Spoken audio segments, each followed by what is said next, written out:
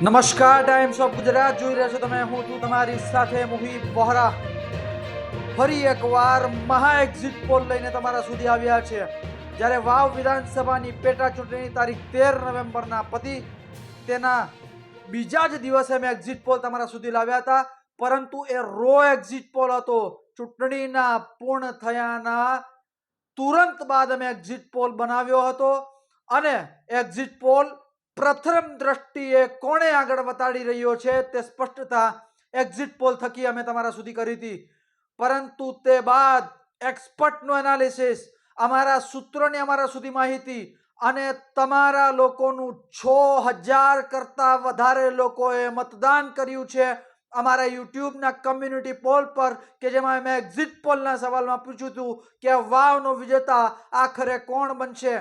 જ્યારે અમે exit poll કર્યો ત્યારે 1700 લોકોએ મતદાન કરેલું હતું ને જ્યારે અમે હમણાં હવે ફાઇનલ એક્ઝિટ પોલ, મહા અને ફાઇનલ એક્ઝિટ પોલ કરવા જઈ રહ્યા છે વાવનો, ત્યારે 6000 કરતા વધારે લોકોએ મતદાન કર્યું છે વાવ એસેમ્બલી માટે કે આખરે કયો નેતા બાજીમાં જઈ રહ્યો છે. તેની સાથોસાથ સરપ્રાઈઝ પેકેજ કે મહારાષ્ટ્રનો મહા એક્ઝિટ પોલ, આપણા પડોશી રાજ્યની અંદર કમલ ખીલશે કે પછી પંજો પકડ મારશે, કયું ગઠબંધન સૌથી તાકાતવર બનીને ઉભરશે, મહાવિકાસ આઘાડી કે મહાયુતિ, શરદ પવાર આગે નીકળશે કે અજીત પવાર ચાચાને ટક્કર આપશે, શિંદે આગળ જશે કે પછી ઉદ્ધવ સાબિત કરશે કે શિવસેના અસલમાં તો અમારી જ છે, ભારતીય જનતા પાર્ટીને કોંગ્રેસમાં શું. મહારાષ્ટ્રનું લોકસભાની ચૂંટણી બાદ એક્ઝિટ પોલ કરવો ખૂબ જ અગત્યનો બની જાય છે, કારણ કે લોકસભામાં સૌથી મોટી પાર્ટી બનીને કોંગ્રેસ સામે આવી હતી, તો કોંગ્રેસ પોતાનું જે પરફોર્મન્સ છે તેનું પુનરાવર્તન કરી રહી છે કે પછી કોંગ્રેસ નીચે જઈ રહી છે.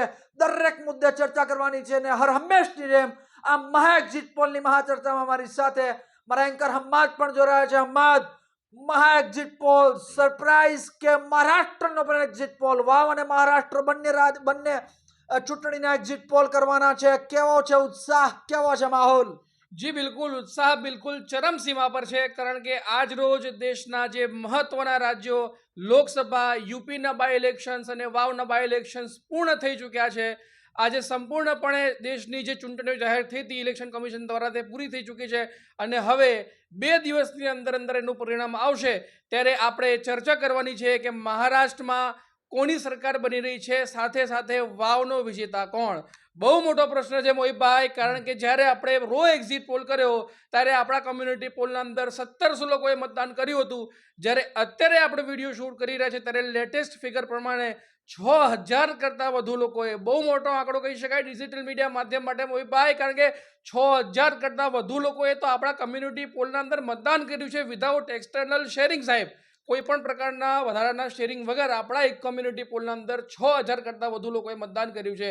અને આ મતદારોનો મત, એક્સપર્ટોની રાય, એનાલિસ્ટોનું એનાલિસિસ અને વાવની જનતાનો મિજાજ, આ બધું જ સાંકળીને હવે જ્યારે ફાઇનલ આંકડા આપણે વાવનો વિજેતા કોણ એ માટે આપવા જઈ રહ્યા છે, ત્યારે દર્શકોનો, સાથે સાથે આપણો અને આખા ગુજરાત, સાથે સાથે દેશની જનતાનો ઉત્સાહ ચરમસીમા પર છે. જી, અમારા એક્ઝિટ પોલની વિશ્વસનીયતા એટલા માટે પણ વધી છે કારણ કે જેમ અમ્માદે કીધું કે 9 યુપીની જે બેઠકો હતી તેની ઉપર બાય ઇલેક્શન થયું હતું, સાથે ઝારખંડની 90 બેઠકો પર પણ બાય ઇલેક્શન થયું હતું, પરંતુ to be very fair and honest અમારા કોઈ પણ પ્રતિનિધિ કે અમારા કોઈ પણ રિપોર્ટરની નજર નથી યુપીમાં કે નથી ઝારખંડની અંદર.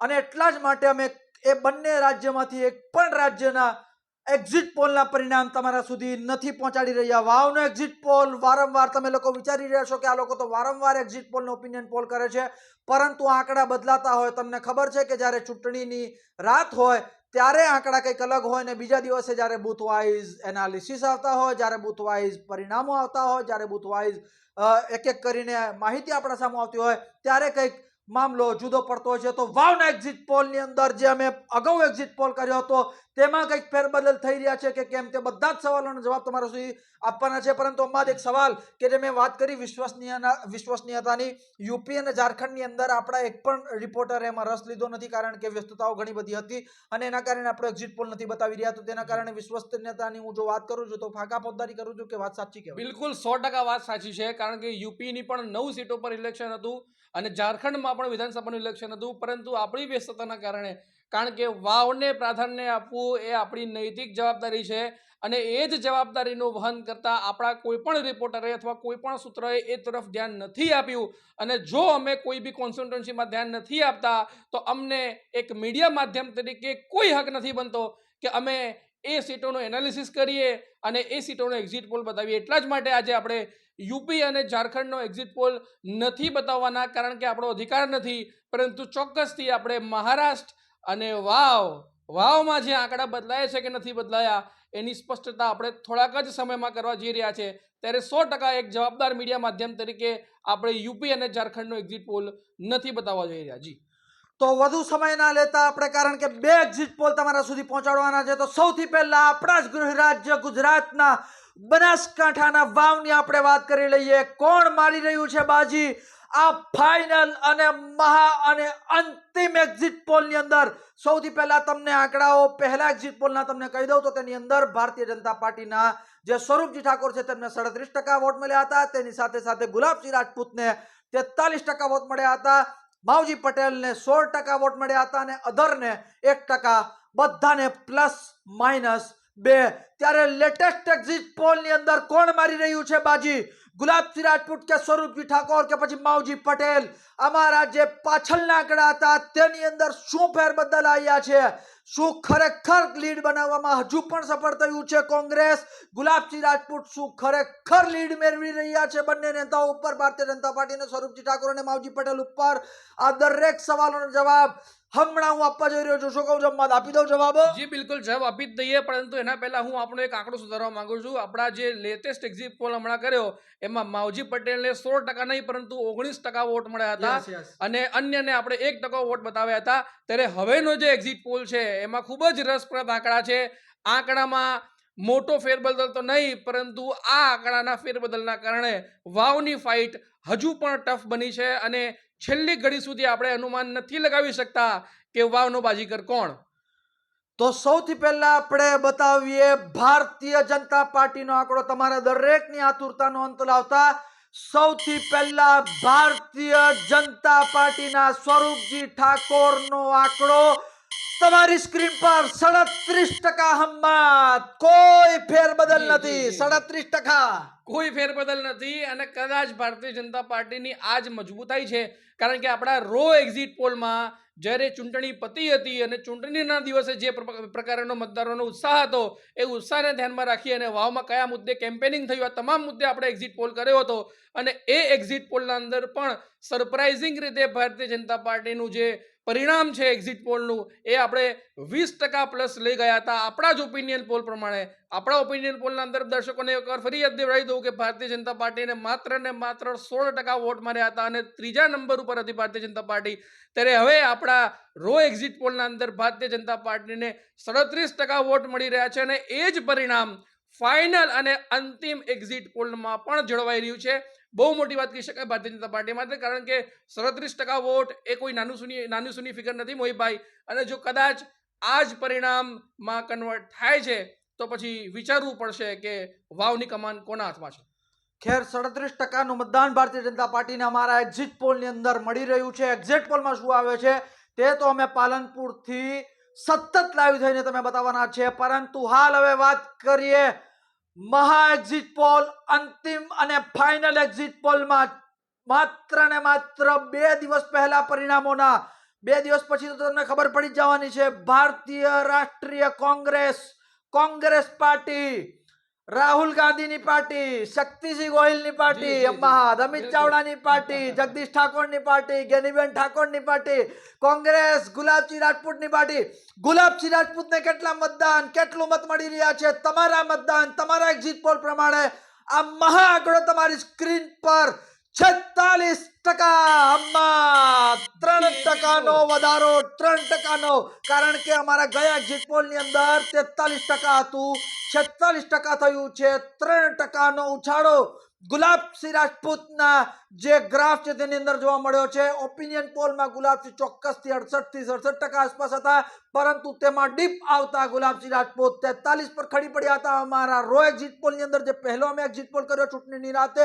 પરંતુ હવે જ્યારે પરિણામોના માત્ર 2 દિવસ પહેલા જ્યારે અમે દરેક રીતે એનાલિસિસ કરીને, દરેક રીતે લોકોની વાતો જાણીને, દરેક રીતે તમારી વાતો જાણીને જ્યારે અમે એક્ઝિટ પોલ કર્યો છે, ત્યારે આ એક્ઝિટ પોલની અંદર 3%નો ઉછાળો એ ગયા એક્ઝિટ પોલ કરતા 3%નો ઉછાળો જોવા મળી રહ્યો છે. 43 હવે થયા છે 46.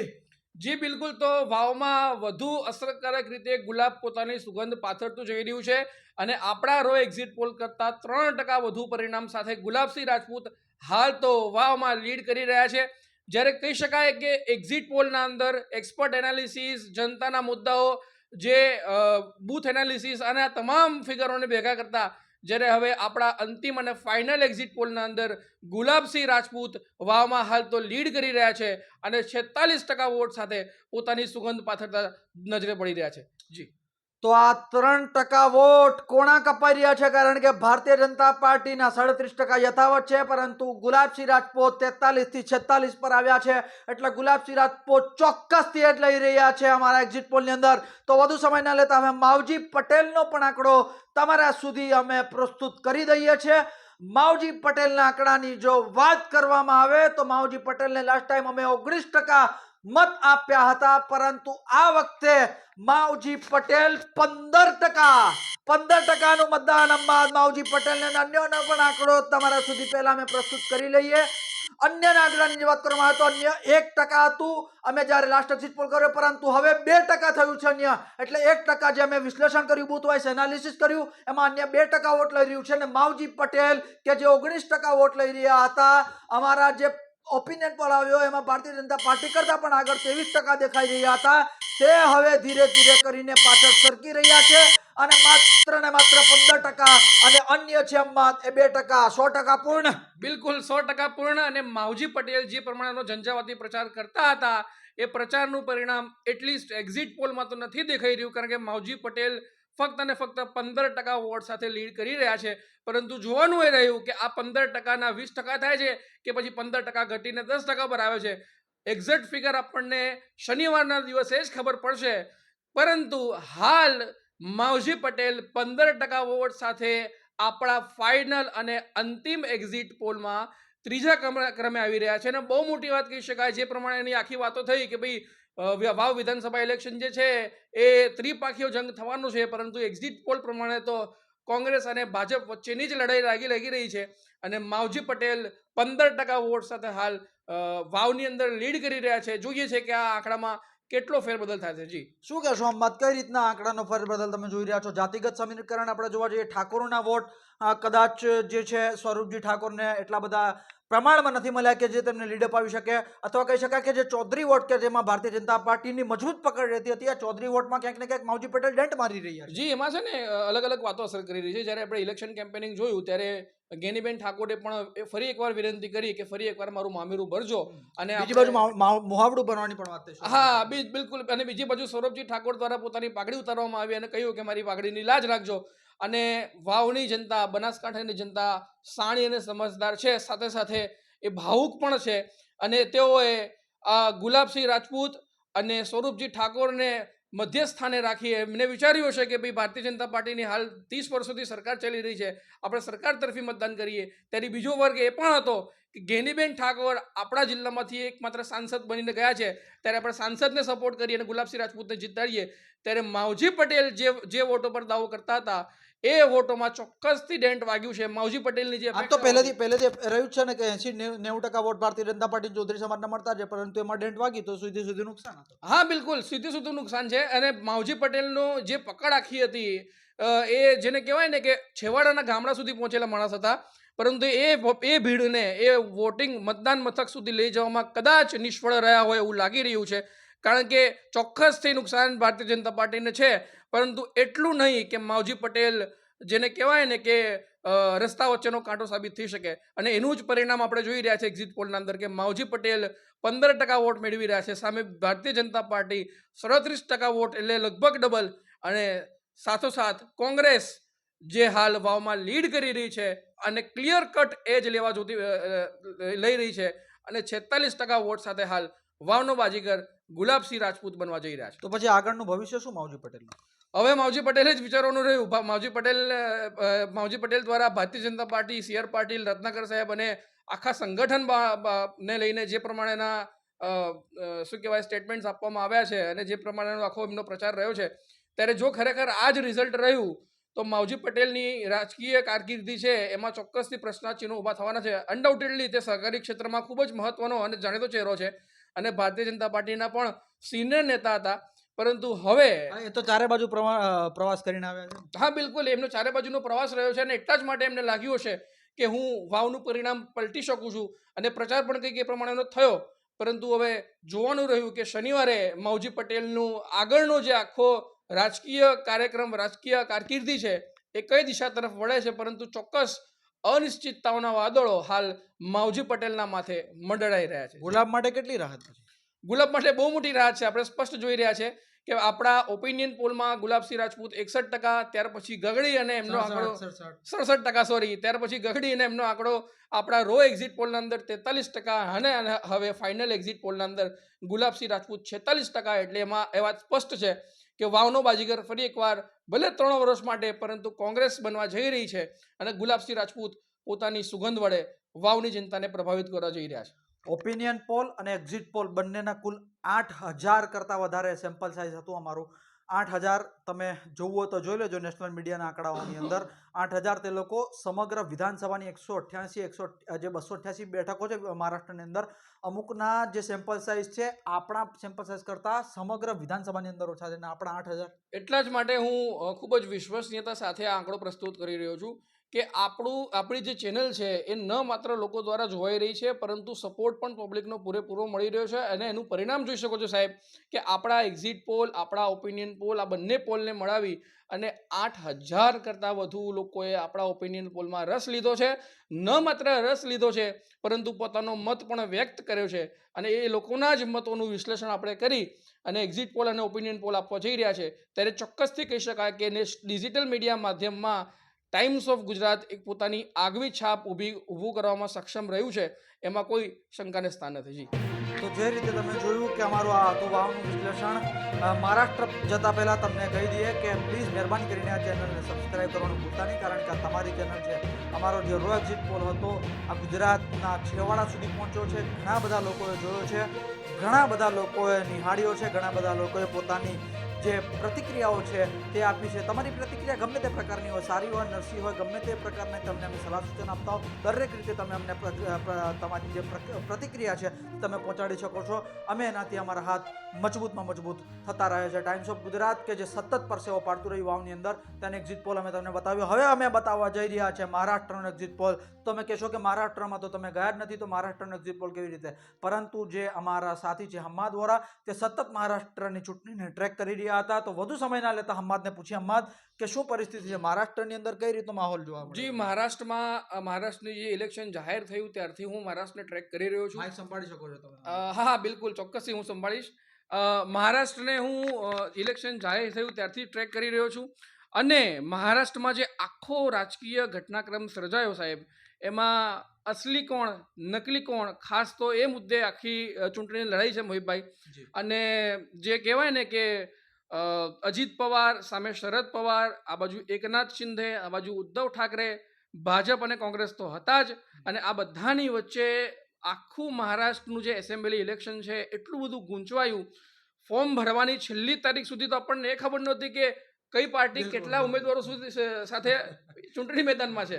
અને એક વાત જરા હું કહી દઉં યાર, ખરેખર મારી માટે આ બહુ મતલબ પરિસ્થિતિ દુવિધા વાળી હતી, કારણ કે હું પોતે રાષ્ટ્રીય પોલિટિક્સમાં ઘણો બધો ઇન્ટરેસ્ટ ધરાવું છું, પરંતુ માત્ર ને માત્ર કારણ કે આપણા ગૃહ રાજ્ય ગુજરાતની અંદર જ્યારે વાવની ચૂંટણી ચાલી રહી હતી ત્યારે મહારાષ્ટ્રની અંદર બિલકુલ હું ફોકસ નથી કરી શક્યો, એટલા માટે હિંમતભાઈ એની ઉપર ફોકસ કરી રહ્યા હતા અને એમને જે વિશ્લેષણ કર્યું છે એ તમે સાંભળી રહ્યા છો. તો દુઃખ પણ ઘણું છે કે મહારાષ્ટ્રની ચૂંટણી જોવા નથી મળી, પરંતુ એક દિલમાં સેટિસ્ફેક્શન પણ છે કે કદાચ જે અમારા આંકડા છે એક્ઝિટ પોલના વાવના એ સાચા પડી શકે એમ નથી.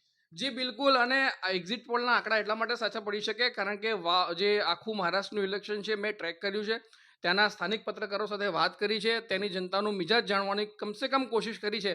ભલે આપણે ત્યાં ફિઝિકલી નથી જઈ શક્યા, પરંતુ ત્યાંની જે જનતા છે એમનો મૂળ શું રહ્યો, ત્યાંના જે મુદ્દા હતા, આખું ઇલેક્શન કેમ્પેનિંગ જે હતું, ચોક્કસથી ઇલેક્શન કેમ્પેનિંગમાં કંઈ ખાસ નહોતું, પરંતુ જે આપણે જે ઘીસી પેટી વાતો કહેવાય ને કે ભાઈ આપણે જે પૂરી જે આખી પરંપરા ચાલે છે કે ભાઈ જ્યારે ઇલેક્શન જાહેર થાય ત્યારે ભારતીય જનતા પાર્ટી છે ધર્મની છત્રી ખોળે અને કોંગ્રેસ જે છે જાતિવાદની છત્રી ખોળે, એવું જ કંઈક મહારાષ્ટ્રમાં પણ જોવા મળ્યું. બટેંગે તો કટેંગે, જીતેંગે જુડેંગે તો જીતેંગે, અર્બનવાદ, નક્સલવાદ, ભાઈજાન, આ બધા જ મુદ્દાઓ પર પબ્લિકને લુભાવવાની કોશિશ થઈ, પરંતુ મહારાષ્ટ્રની જનતાએ પોતાનો જે મિજાજ છે એ કઈ પાર્ટી તરફ ઠાલવ્યો છે એ આપણને ચોક્કસથી શનિવારે જ ખબર પડશે. પરંતુ મહારાષ્ટ્રની જે આખી વિધાનસભા આખું જે ઇલેક્શન હતું 288 સીટો પર તો આપણે નથી પહોંચી શક્યા, પરંતુ જેટલું થઈ શકે એટલું આપણે ડિટેલ્ડ એનાલિસિસ કરી અને આ ઇલેક્શનમાં જે એક્ઝિટ પોલના જે આંકડા છે એ અમે લોકો તમારા સુધી પહોંચાડી રહ્યા છે. તો ચોક્કસથી આ એક્ઝિટ પોલ છે, એક્ઝેક્ટ પોલ નથી, પરંતુ તમને સેન્સ જરૂરથી મળશે કે મહારાષ્ટ્રમાં પણ શું થઈ રહ્યું છે, અસલી કોણ નકલી કોણની લડાઈ કોણ જીતી રહ્યું છે અને કોણ ફરી એકવાર મહારાષ્ટ્રનો મહારાજા બનવા જઈ રહ્યું છે. જી મોહિતભાઈ. જી, તો ખૂબ ખૂબ આભાર અમ્મા. તો વધુ સમય ના લેતા હવે મહારાષ્ટ્રના આંકડાઓની વાત કરીએ. કુલ 288 વિધાનસભાની બેઠકો, ઉત્તર પ્રદેશની 403 વિધાનસભાની બેઠકો બાદ આ દેશનું સૌથી મોટું રાજ્ય ત્રીજું મોટું રાજ્ય વિધાનસભાની દ્રષ્ટિએ, કારણ કે પશ્ચિમ બંગાળની 294 બેઠકો છે અને 288 બેઠકો છે મહારાષ્ટ્રની, એટલે કુલ ત્રીજા નંબરે આ રાજ્ય આવે છે. લોકસભાની દ્રષ્ટિએ આપણે જોવા જઈએ તો બીજા નંબરનું આ રાજ્ય છે લોકસભાની સીટોની દ્રષ્ટિએ જોવા જઈએ તો, કારણ કે કુલ 48 સીટો મહારાષ્ટ્રની અંદર આવે છે. ત્યારે મહારાષ્ટ્રના જે આંકડા છે તે તમારા સુધી હવે અમે પહોંચાડવા જઈ રહ્યા છે. તમારી ધીરજનો અંત લાવતા જે અહમદભાઈએ કહ્યું કે જે મુદ્દાઓ રહ્યા, અસલી નકલીની લડાઈમાં કોણ આગળ રહ્યું, નેતાઓના પ્રચારમાં કોના વાયદાઓ પર જનતાએ મોહર મારી, તે તો આપણે 23 તારીખના ખબર પડી જ જશે. પરંતુ હાલ અમે એક્ઝિટ પોલ આપી મોટી અનુમાન લગાવવાના પ્રયત્ન કરી રહ્યા છે કે આખરે કોણ છે મહારાષ્ટ્રનો મહારાજા. તો સૌથી પહેલા વાત કરીએ આપણે મહાયુતિની, કે જેમાં ભારતીય જનતા પાર્ટી, શિવસેના, શિંદે ગુટ અને અજીત પવાર એનસીપી આ 3 મુખ્ય પાર્ટીઓમાં જોડાયેલી છે. તો 288 બેઠકોમાંથી સૌથી પહેલો આંકડો તમારી સ્ક્રીન પર, ભારતીય જનતા પાર્ટીની મહાયુતિને 131 પ્લસ માઇનસ 5, 131 જો -5 થાય તો 126, માઇનસ +5 થાય તો 136, 131 પ્લસ માઇનસ 5, 126 થી લઈને 136 સુધી ભારતીય જનતા પાર્ટીનો મહાઆંકડો, ભારતીય જનતા પાર્ટી સહિત મહાયુતિનો મહાઆંકડો 126 થી 136. તમે મધ્યાંક કાઢવા જાઓ, મધ્યસ્થ કાઢવા જાઓ તો 131 અંબાદ ભારતીય જનતા પાર્ટી સહિત મહાયુતિ ટ્રેક કરી રહ્યા છો તમે. કેટલું સાચું લાગી રહ્યું છે? બિલકુલ 131, અને તમે જે મધ્યાંકની વાત કરી તો 131 પ્લસ માઇનસ 5 એટલે 126 પણ થાય અને 136 પણ થાય. એનું મુખ્ય કારણ એ છે સાહેબ કે ચૂંટણીના છેલ્લી ઘડીએ શિંદે દ્વારા જે પ્રમાણેના નિર્ણયો લેવામાં આવ્યા, જે ટોલ ટેક્સના ટોલ ફ્રી કરવામાં આવ્યા, જે યુપી અને એમપીની જે આખી યોજના હતી લાડલી બહેના યોજના, એ અંતર્ગત ત્યાં લાભો પહોંચાડવામાં આવ્યા. એટલે કહી શકાય કે મહાયુતિનું જે આખું પરફોર્મન્સ છે, આપણે જ્યારે લોકસભામાં જોયું કે ખૂબ જ મોટો ડેન્ટ વાગ્યો અને સાબિત થયું કે ભાઈ જે શરદ પવાર અને ઉદ્ધવ ઠાકરે બંને પોતાનું ઇમોશનલ કાર્ડ રમવામાં સફળ થયા. અને ત્યાર પછી શિંદેએ જે મહેનત કરી અને વિધાનસભા ઇલેક્શન્સના એક્ઝિટ પોલમાં તમે જોઈ રહ્યા છો કે મહાયુતિ એક સ્ટેબલ ફિગર સાથે, આમ જોવા જઈએ તો મેજિક ફિગર તે લોકો દૂર છે, પરંતુ એક બહુ દૂર નથી. ભાજપની આપણે ઇતિહાસ જોઈએ તો કઈ બહુ ખાસ દૂર છે. માફ કરશો, તમને થોડી ગલાની ખરાશ છે, પરંતુ જે બિલકુલ સાચી વાત કરી તમે કે મેજિક ફિગર થી બહુ દૂર નથી. જો ભારતીય જનતા પાર્ટી અને એમાં ફેમસ છે કે અપક્ષોને કેવી રીતે પોતાની તરફેણમાં કરવા. ત્યારે આ લાડલી બહેના ટોલ ટેક્સ ફ્રી કરવા અને બીજી ઘણી યોજનાઓ શિંદે દ્વારા ઘણા વિકાસના કામો થયા અને એનું જ પરિણામ તમે એક્ઝિટ પોલમાં જોઈ રહ્યા છો કે 131 +-5 એટલે ક્યાં તો 126 થાય ક્યાં તો 136 થાય. પરંતુ આ ખૂબ જ રસપ્રદ પરિણામ મહાયુતિનું છે, કારણ કે છેક છેલ્લી ઘડી સુધી મહાયુતિમાં બાગીઓનું જે જોર છે એ રહ્યું અને કહી શકાય કે ઘણા રીસામણા મનામણા પછી અંતે ફાઇનલ ફિગર સામે આવી કે આટલા લોકો ત્યાંથી લડી રહ્યા છે અને હવે આપણા એક્ઝિટ પોલના અંદર 131 ભાઈ અમાર લગે કરે લહુ કા ટીપા હોય એક્ઝિટ પોલ કોઈ સાચા નથી પડ્યા. બિલકુલ સાચી વાત છે. પરંતુ મેં તમને જે વિશ્વસનીયતાની વાત કરી એ વિશ્વસનીયતા આપણે જાળવવાની છે અને બિલકુલ જવાબદાર પ્લેટફોર્મ તરીકે આપણે આંકડા આપી રહ્યા છે. ચોક્કસથી દાવો નથી કરી રહ્યા કે ભાઈ મોટી એજન્સી પૈસા ખર્ચીને યાર ખોટી પડે તો બિલકુલ બિલકુલ બિલકુલ. અને હા, પૈસા ખર્ચીને પણ ખોટા પડે છે. મૂળ વાત એ છે કે યાર પૈસા ખર્ચીને ખોટા પડે. બિલકુલ. જ્યારે આપણે એક પણ રૂપિયો ખર્ચ્યા વગર પ્રત્યક્ષ રીતે, નો ડાઉટ પ્રત્યક્ષ રીતે આપણે આપણા પૈસા તો ખર્ચીએ જ છીએ. રૂપિયો ખર્ચા વગર એટલે ભાઈ જનતાની વચ્ચે જવા માટે અમે રૂપિયા ખર્ચીએ છીએ, હા, પણ એનું પેલું એક્ઝિટ પોલ કરવા માટે અમે પૈસા નથી બિલકુલ બિલકુલ. થર્ડ પાર્ટી દ્વારા બનાવવામાં આવતા આંકડા અમે લોકો નથી લેતા.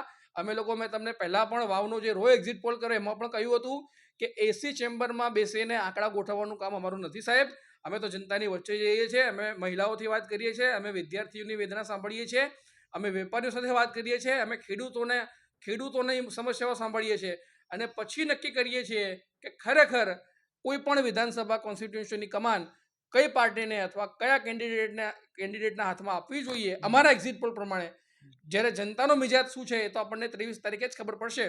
પરંતુ ચોક્કસથી મહાયુતિના આ આંકડા મહારાષ્ટ્રના આખા પરિણામ બાબતે મને તો બહુ સરપ્રાઇઝિંગ અને રસપ્રદ લાગેલા. જી. આ પછી આપણે કોંગ્રેસને બતાવતા નથી, દર્શકો એમ કહે છે કે યાર તમે તો દલાલ છો. એક માત્ર અમારી ચેનલ એવી છે યાર કે વાવની એક્ઝિટ પોલની અંદર અમે જોયું, વાવના જે ચૂંટણી કવરેજ અમે કરી તો વાવની અંદર ઘણી બધી કોમેન્ટ્સ તમે જેને વાંચી શકો છો તો ઘણી બધી કોમેન્ટ્સ એવી છે કે ભાઈ આ તો કે કોંગ્રેસના માણસો ઉતારેલા છે અને ઘણી બધી કોમેન્ટ્સ એવી છે કે આ તો ભારતીય જનતા પાર્ટીના દલાલ છે. ચોક્કસથી એક વ્યક્તિએ તો પ્રશ્ન પૂછી લીધો, ભાઈ કેટલી દલાલી લીધી તમે ભારતીય જનતા પાર્ટી? એટલે મૂળ શું, અમારી માટે તો સારી બાબત કહેવાય. આવી બધી કોમેન્ટ્સ અમને કંઈ હર્ટ ના કરતી હોય, આ બધી અમારા માટે સારી બાબત કહેવાય કે આ તટસ્થતાનું પ્રમાણ જનતા જ અમને આપી રહી છે. ભલે થોડા કડવા શબ્દોમાં આપી રહી છે, પરંતુ જે તટસ્થતા છે તેનું પ્રમાણ જનતા અમને આપી રહી છે અને આ જ અમારી વિશ્વસનીયતા છે કે કોઈક અમને કહી રહ્યું છે કે આ તો કોંગ્રેસના ઉતારેલા છે, કોઈક અમને કહી રહ્યું છે કે અમે ભારતીય જનતા પાર્ટીના દલાલ છીએ, પરંતુ અમે તમને કહી રહ્યા છે કે અમે તમારા ઉતારેલા છીએ, અમે તમારી કિંમત ચૂકવીએ છીએ અને અમે તમારા વિશ્વાસથી, તમારી વિશ્વસનીયતાથી અમે આગળ વધીએ છીએ. તો હવે વાત કરીએ આપણે ભારતીય રાષ્ટ્રીય કોંગ્રેસ સહિત મહાવિકાસ આઘાડીની ચર્ચા કરતા પહેલા તમને આંકડા બતાવી દો, એટલે તમે આંકડા જોતા જો ચર્ચા જોશો તો તમને વધારે આઈડિયા આવશે. મહાવિકાસ આઘાડી કે જેને લોકસભામાં જંગી જનાદેશ મળ્યો હતો મહારાષ્ટ્રમાંથી 139 +-5, 139 +5 કરો તો 144 +-5 કરો તો 134. સંમત. 134 થી 144, મધ્યાંક 139. શું કહી રહ્યા છો? સરપ્રાઇઝિંગ છે કે પછી આ એક્સપેક્ટેડ લાઈન પર છે? કારણ કે બંને પક્ષોમાંથી એક પણ પક્ષને મેજિક ફિગર નથી મળી રહ્યો. અચ્છા, પેલા અન્યના પણ આંકડા જાહેર કરી દઉં. અન્યના આંકડા તમે જે રીતે સ્ક્રીન પર જોઈ રહ્યા છો, 13 નો આંકડો આવ્યો છે અન્યનો, +-5 18 પણ જઈ શકે અને જો નીચે આવે તો 8 પર જઈ શકે. એટલે 8 થી 18 અન્ય, 139 થી 100 ને માફ કરજો 136 થી 134 થી 144 મહાવિકાસ આઘાડી અને મહાયુતિ 126 થી 136 ગુચવાયા પંડા મત. અને લોકો કહે છે કે ભાઈ આ હું કરી નાખ્યું. બિલકુલ ગુંચવાયા પંડા. અને મહાવિકાસ આઘાડી અને મહાયુતિ આ બંને મહાગઠબંધન છે, તેમ છતાં પણ જી બિલકુલ બંને મહાગઠબંધન છે તેમ છતાં પણ કોઈ પણ મહારાષ્ટ્રમાં સરકાર બનાવતું નજરે જોવા નથી મળી રહ્યું. ત્યારે ચોક્કસથી આ બંને ગઠબંધનોને એમના જે અપક્ષો છે એમનો સાથ લેવો જ રહ્યો અને ખૂબ જ મોહિતભાઈ રસપ્રદ રિઝલ્ટ કહી શકાય. કારણ કે જે આખો વેવ ચાલ્યો છે એમાં શરદ પવાર દ્વારા ઇમોશનલ કાર્ડ પણ રમી દેવામાં આવ્યું. એમને કહી દીધું જે એમની જે હોમ સીટ છે ત્યાંથી કે ભાઈ આ મારું છેલ્લું ઇલેક્શન હશે અને હવે હું ઇલેક્શન નથી લડવાનો. અને શરદ પવારે ખૂબ જ ઇન્ટરેસ્ટિંગ બારામતીમાં તમને ખબર હશે કે ભાઈ મેં બહુ જોયું તો નથી પણ આજે જ્યારે હું જોઈ રહ્યો હતો થોડુંક એટલે મને આઈડિયા આવ્યો કે બારામતી જે સીટ છે ત્યાં શરદ પવારે જબરદસ્ત ગેમ રમી છે કે એમના જે શરદ પવારના પોતરા આઈ થિંક યોગેન્દ્ર પવાર એમનું નામ છે એમને અજીત પવારની સામે ઊભા કરેલા છે એટલે અજીત પવારનો ભત્રીજો જ એમની સામે લડી રહ્યો છે. બિલકુલ, અને આ ચાચા ભત્રીજાની લડાઈ મહારાષ્ટ્રમાં ખૂબ જ રસપ્રદ બની છે.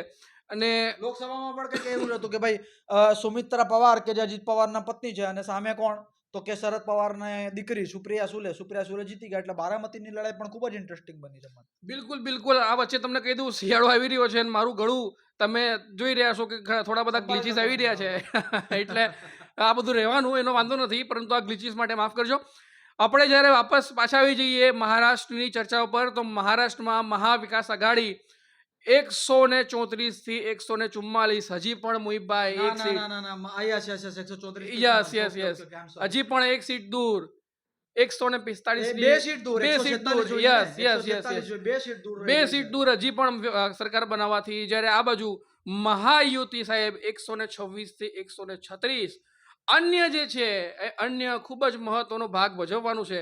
અન્ય ±5 13 મધ્યાંક એને જે છે મધ્યાંક એનો 13 છે એટલે 8 થી 18 8 થી 18 કહી શકાય. અને આ 8 થી 18 વાળા જે છે ને એ જ મહારાષ્ટ્રની બાજી જેને કહેવાય ને કિંગ મેકરની ભૂમિકામાં છે. અને આ લોકો હવે કઈ તરફ જાય તો આપણે જોવાનું રહ્યું, પરંતુ જો આ જ એક્ઝિટ પોલ એક્ઝેક્ટ પોલના અંદર પરાવર્તિત થાય છે તો પછી મહારાષ્ટ્ર માટે એક એવું મુશ્કેલ બનશે કે મહારાષ્ટ્રનો બિલકુલ આપણા માટે ચોક્કસથી બલ્લે અને આપણી વિશ્વસનીયતા ફરી એકવાર સાબિત થશે, જેની આશા આપણે બધાએ રાખવી જોઈએ.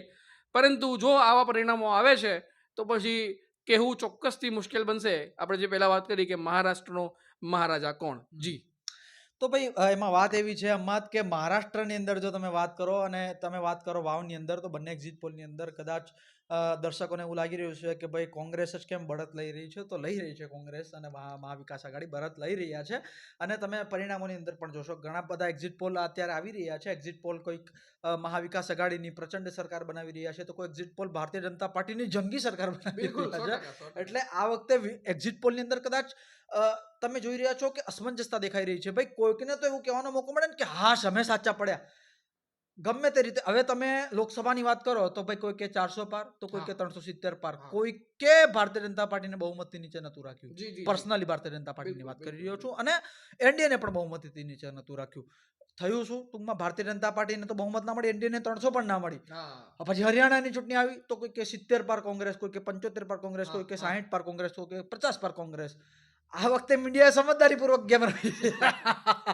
કોઈ કે કહ્યું છે કે ભાઈ કોંગ્રેસ જીતશે, મહાવિકાસ આઘાડી જીતશે, તો કોઈ કે કહ્યું છે કે ભાઈ મહાયુતિ જીતશે.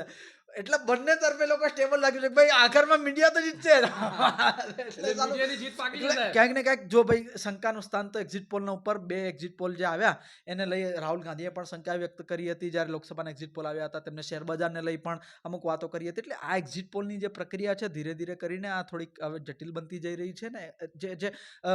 જે વર્ષોથી એક્ઝિટ પોલ કરી રહ્યા હતા ચેનલો માટે એ એજન્સીઓને ચેનલે બાય બાય કરી દીધી છે. જે આ દાવા કરતા હતા કે ભાઈ અમારા તો એક્ઝિટ પોલ હોય છે, અમારા તો આ ભલાણા પોલ હોય છે, ઢીકણા પોલ હોય છે ને આટલું મોટું અમારું સેમ્પલ સાઇઝ છે ને અમારું પોલ એટલે કે એક્ઝેક્ટ જ પોલ હોય ને થયું પણ એવું. પરંતુ એક જ એક્ઝિટ પોલ ખોટો પડ્યો અને એક ચેનલે એક એજન્સીને પોતાના જે ફરજ હતા એમાંથી મુક્ત કરી દીધા. એટલે ટૂંકમાં વાત એવી છે અમે તો કોઈનાથી મુક્ત થવાના નથી કારણ કે મેં નામને જ એક્ઝિટ પોલ કર્યો છે.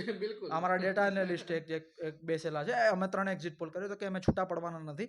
અમે પાછું એક્ઝિટ પોલ કરશું કે જો આવનારી દિલ્હીની ચૂંટણી આવશે તો અમે જ બેટ કરીશું. સ્થાનિક સ્વરાજ આવે છે એટલે અમે જ એક્ઝિટ પોલ કરવાના છીએ. ખેર અમે અમારા એક્ઝિટ પોલ એટલી તૈયારી રાખજો બાપુ કે શનિવારે સાંજે 5 વાગે આઈ થિંક આપણે લાઈવ આવીશું લોકો સામે અને સ્વીકારીશું. જો સારો એક્ઝિટ પોલ હશે તો આમ કરીને સ્વીકારીશું હાથ ઊંચા, અને જો ખોટો એક્ઝિટ પોલ હશે તો આમ કરીને સ્વીકારી લઈશું કે અમે ખોટા હતા. અને બીજી વાત એક કહી દઉં, એ તમે પણ થોડુંક ઇલાબરેટ કરી લેજો કે પાલનપુરથી સતત લાઈવ જોવા મળીશું. સતત એટલે સતત લાઈવ જોવા તમને મળીશું પરિણામના દિવસે. બિલકુલ પાલનપુરથી સતત લાઈવ જોવા મળીશું. સવારે 8:30 થી લઈ અને જ્યાં સુધી પણ વાવનું ચિત્ર સ્પષ્ટ નથી થતું મોહિતભાઈ, ત્યાં સુધી આપણો કેમેરો અને આપણું યુટ્યુબ લાઈવ ચાલુ રહેશે. એટલે હું આપ તમામ લોકોને આમંત્રણ આપું છું. હા, બીજી વાત ભાઈ, ગુલાલને વરઘોડામાં અમે જવાના છો, ગમે તે જીતે. હા, કોઈ પણ જીતે, અમારે તો નાચવાથી કામ છે સાહેબ. એટલે ટૂંકમાં શું, લોકતંત્રનો વિજય થયો ને લોકતંત્રનો ઉત્સવનો વિજય થયો, અમે એમાં નાચી નાખીશું. બિલકુલ 100%ની વાત છે. એટલે લોકો સમજે નહીં પાછા કોંગ્રેસ જીતે કે આ લોકો તો યાર ના, ના, કોંગ્રેસમાં ના, નાચવા દેતા રહે, ભાજપ જીતે કે ભાજપમાં નાચવા દેતા રહે. ભાઈ અમે કોઈ પક્ષના નથી, અમે તો લોકતંત્રના છે, અમે તમારા છીએ ને અમે તમારા માટે નાચવા દઈશું. તમે જી tension બિલકુલ બિલકુલ બિલકુલ. અને આજે સવારે જ મેં કોઈ જગ્યાએ વાંચ્યું કે આપકી ખુશી આપકી અપની જિમ્મેદારી હે. તો એમાં તો આપણે કોઈને એવું નથી કહી શકતા કે ભાઈ તમે કેમ ખુશ કે તમે કેમ નારાજ. પરંતુ ચોક્કસથી એક વાત તમને દર્શકો કહી દઉં છું કે શનિવારે પાલનપુરથી અમે લોકો લાઈવ છે, અને લાઈવ ત્યાં સુધી છે કે જ્યાં સુધી વાવનું ચિત્ર સ્પષ્ટ નથી જ્યાં થતું. સુધી મીઠાઈ ના આવે. હા બિલકુલ બિલકુલ, જ્યાં સુધી ઢોલ નથી વાગતા, જ્યાં સુધી મીઠાઈ નથી વાગતી. 100% આપણે જવાના છીએ. અને સાથે સાથે આપણે મહારાષ્ટ્ર, ઝારખંડ અને યુપીના જે બાય ઇલેક્શન્સ જે થયા છે એનું પણ રિઝલ્ટ છે, એટલે એની પણ થોડી ઘણી અપડેટ આપતા રહીશું. આપ તમામ લોકોને આમંત્રણ આપું છું કે શનિવાર પહેલા જેટલું થઈ શકે એટલું આપણી ચેનલને સબસ્ક્રાઇબ કરી લો, જેથી તમને અમારા લાઈવની નોટિફિકેશન મળી જાય અને સૌથી સટીક અને સૌથી પ્રથમ આંકડા તમને લાઈવ મતદાન ગણતરી કેન્દ્ર ઉપરથી જ મળે. અને આપણો પ્રયાસ એ જ રહેશે કે સૌથી વિશ્વસનીય અને સૌથી સટીક આંકડા તમને બતાવીએ. આપણે પહેલા આંકડા બતાવવામાં પહેલે આપ કરવામાં કોઈ ઇન્ટરેસ્ટ નથી મોહિતભાઈ. આપણે બિલકુલ સટીક અને સાચા આંકડા જ બતાવવાના છે. ભલે થોડું લેટ થાય. હા, હરિયાણામાં જોયું આપણે. જી બિલકુલ, હરિયાણામાં જોયું, ઘણા લોકોએ ઉતાવળ કરી દીધી ને છેલ્લે પછી એ જ લોકો મોં છુપાવતા નજરે પડ્યા આપણને. અને સાચી વાત છે. અને ખાસ તમને એડવાન્સમાં કહી દઉં છું સાહેબ, આપણી ચેનલની પ્રતિકૂળતાઓ ઘણી છે. આપણી જોડે બહુ મોટા સેટઅપો નથી, એટલે લાઈવ દરમિયાન જો કોઈ પણ પ્રકારની ટેકનિકલ ગ્લિચ થાય તો ધીરજ રાખીને અમને જોતા રહેજો. ચોક્કસથી અમે પાછા ફરીશું. ના થાય એની ચોક્કસથી કાળજી રાખીશું કે કોઈ પણ પ્રકારના ટેકનિકલ ગ્લિચ આપણી ટીમ દ્વારા ના આવે. એના માટે અમે લોકો રાત દિવસ ખડે પગે એના માટે મહેનત કરી રહ્યા છે. અને ચોક્કસથી ધ્યાન રાખીશું કે કોઈ પણ પ્રકારનું ટેકનિકલ ગ્લિચ ના આવે. પરંતુ જો કદાચ આવે સાહેબ, કારણ કે ટેકનોલોજી છે, હે ને, એને બિલકુલ બિલકુલ, એટલે ટેકનોલોજી છે સાહેબ, કોઈની થઈ નથી કે થવાની નથી.